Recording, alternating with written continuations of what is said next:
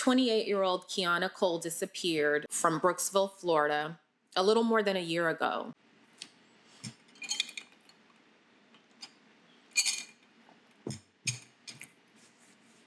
Hi everyone, welcome back to my channel. So, how are you guys doing on this fine Memorial Day weekend? I hope you guys are truly doing something to enjoy yourself on this long weekend that we have, regardless of everything that's going on. Who's gonna be barbecuing? Let's see if I can get my husband to barbecue. I think I want some seafood and maybe some barbecue, I don't know, ribs or something. I hope I can get him to get on the grill for us. Guys, so if you have not already subscribed to this channel, please hit that subscribe button down below because we would love to have you join us.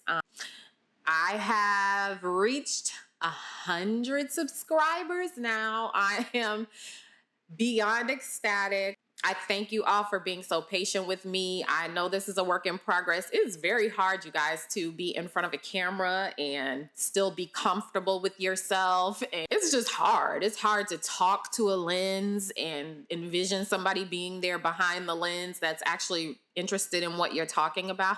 So I just thank you all for sticking with me. I really appreciate those of you that have subscribed.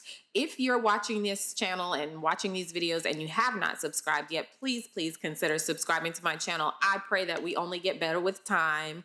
Hopefully, I pray that I get a little bit more comfortable behind the camera looking at you guys, because it's not easy, guys. I thought YouTube would be like, oh, I could just get in front of the camera and talk to people and tell them what I think and my thoughts. And I do have a newfound respect for all the YouTubers out there who can get in front of the camera and be comfortable in front of the camera, because I think that's like the most important thing, just being comfortable, being yourself.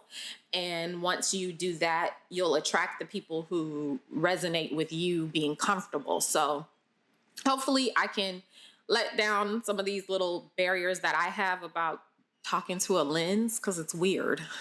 I don't care what anybody says, it's weird. It's weird talking to a little circle that is not a person. But I'm going to do the best that I can to continue to bring these stories to you, especially when we are talking about people who are missing from their family and their friends. And that is what we are going to be talking about today. 28-year-old Keyonna Cole disappeared from Brooksville, Florida, a little more than a year ago. Keyonna was last seen on February 10th, 2019 in Brooksville when someone dropped her off in the area of the villas of Shady Oaks Apartments in Brooksville to visit a friend.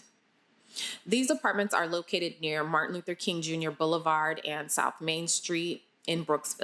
Police say she was last seen walking away from the area of the apartments on Martin Luther King Jr. Boulevard, heading toward Broad Street around 11 p.m. on the night of February 10th, 2019. Now, I was not able to find who saw her walking on Martin Luther King Boulevard, or how police knew that, she was last seen in that area. And like I said, we also don't know who actually dropped her off in that area to go visit her friend's house. The Shady Oaks Apartments and where Keyonna was last seen is not even, it's like maybe like 3 or 4 blocks on Martin Luther King Boulevard, which is a main road. They're not too far from each other. Keyonna's case is heartbreaking for several reasons. One of the main reasons this case is heartbreaking is because she was taken away from her son, who was just 3 years old at the time of her disappearance. And her family said she would not leave her son like that on her own. Keyonna was actually planning to pick her son up from a family member's house that next morning, which would have been a Monday, and take him to daycare.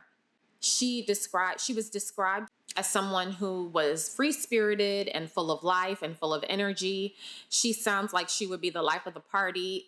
In most of the photos that I found of her, she's smiling and being silly and just enjoying herself. She had a beautiful smile, and she just seemed like a young lady who was, just full of spirit and personality.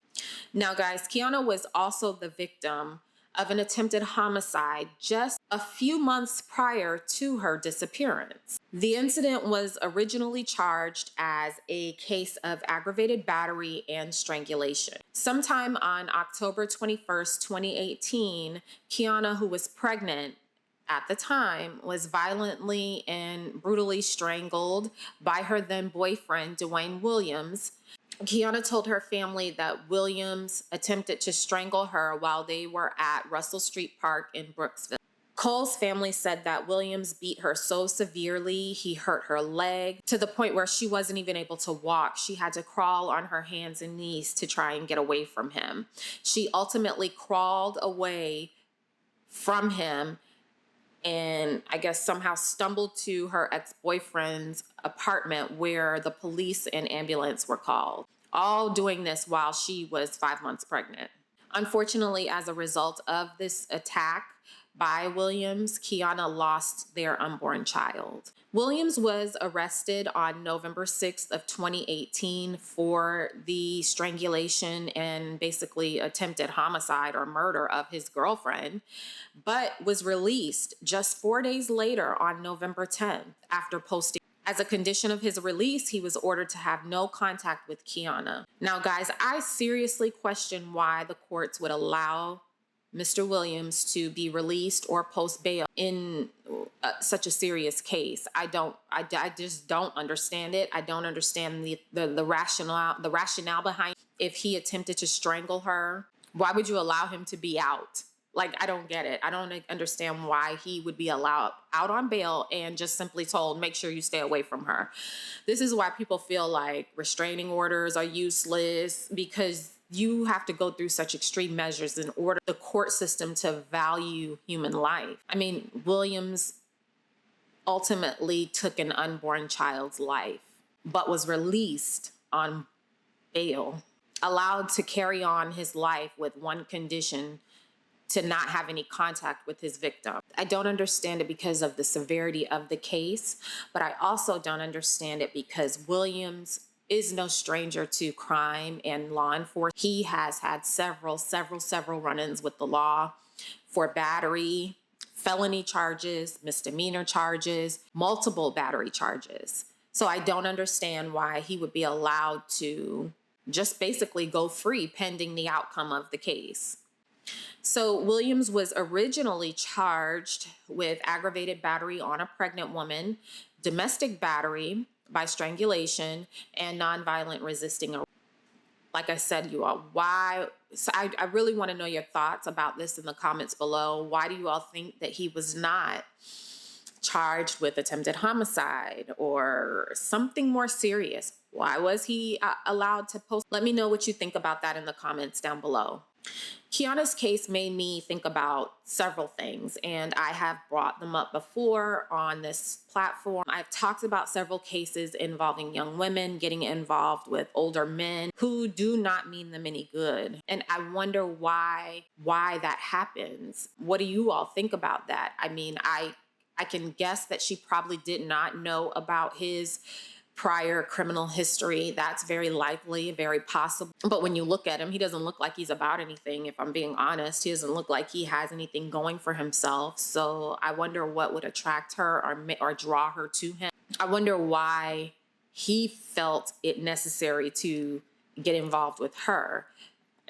A lot of times I think that these older men getting involved with younger women is a way to control a person or to control someone who they would otherwise may not be able to control. I mean, Keyonna was 27 years old and he was 40 years old, I believe, at the time. And that's not a huge age gap, but it is a big enough gap to make me wonder, what did they even have in common? I know we are all not perfect, but some of these things should be signs for us to get away from these types of people. I wonder if this was their first time having some sort of physical altercation. I would probably bet not. It's just crazy to me. So Keyonna was actually scheduled to meet Detective Stevens with the Hernando County Sheriff's Office just one day after she disappeared. So the Monday that she was planning to drop her young son off to daycare, she was actually supposed to go that same day and meet the detective at the state attorney's office to discuss the pending strangulation. Of course, this adds suspicion to her disappearance, and I don't believe that this is a coincidence.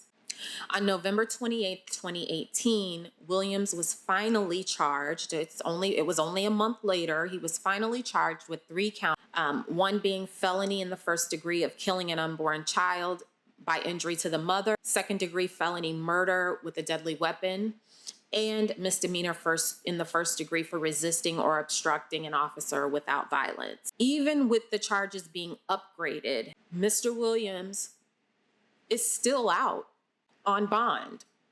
Now, I do want to note that on April 16, 2020, the court ordered Williams to appear on June 24th, but for some reason, they sent a subsequent notice to appear, moving the court date up to June 1st, 2020. They sent that new notice out on May 5th, just a few weeks ago. The original case is still pending and it is still active. He, like I said, has been ordered to appear on June 1st. I will be interested to see the outcome of that case as it progresses. I will continue to follow it because I do want to know what ultimately happened. What's so alarming about Keyonna's disappearance is the fact that Dwayne Williams was out on bond at the time that she disappeared.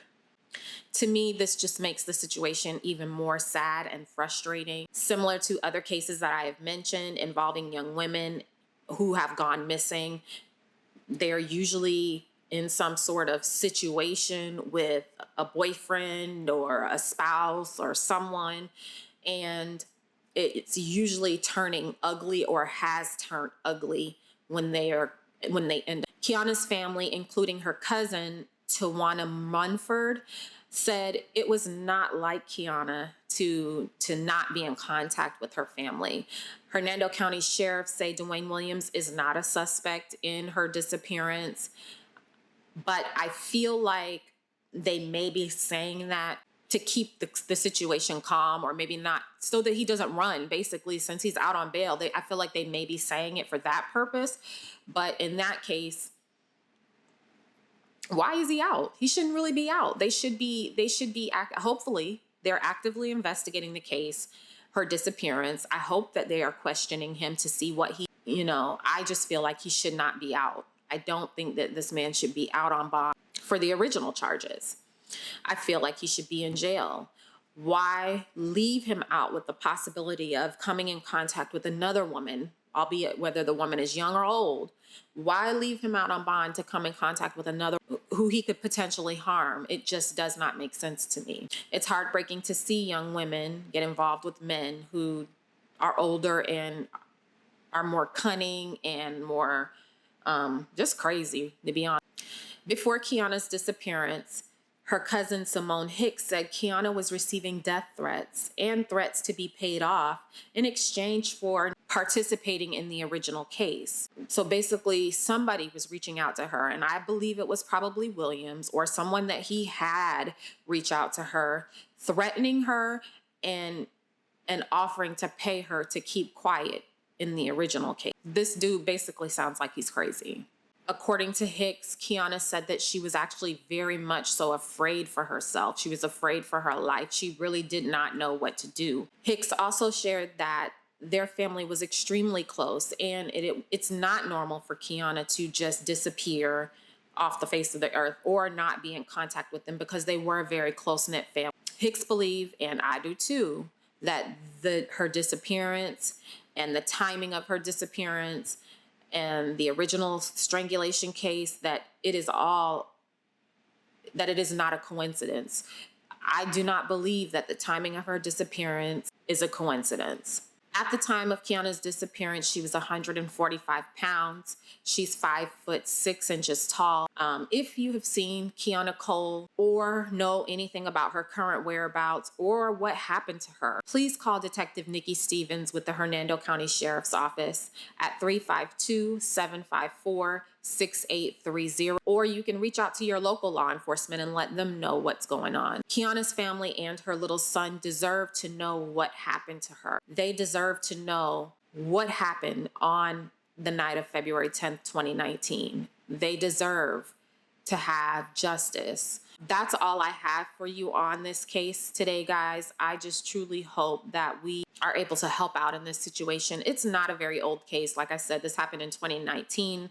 There's still time. There's always still time. So I just hope that we're able to share this video. I hope we're able to get the word out there that people still care and people still want to know where Keyonna is. Her family is definitely still missing her and still wanting to see her and praying and hopeful that she's okay. But that's all I have for you today, guys, on this case. Please don't forget to share this video and like this video. Also, don't forget to subscribe to this channel. I am on my way. My next goal, I'm not stopping. I have a plan for this platform that I'll share as we get further along. But my next goal is to reach that 1,000 subscriber mark. And I'm super excited about it because I do believe that it's going to happen. Take care, you guys, and be safe. Enjoy your Memorial Day weekend. Bye.